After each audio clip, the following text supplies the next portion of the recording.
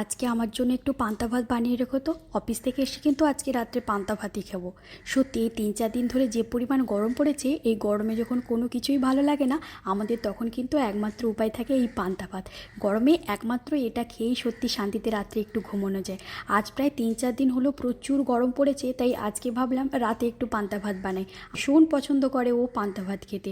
এই গরমে যদি 3 বেলায় ওকে পান্তা ভাত দেওয়া যায়, ওর যে কী পছন্দ।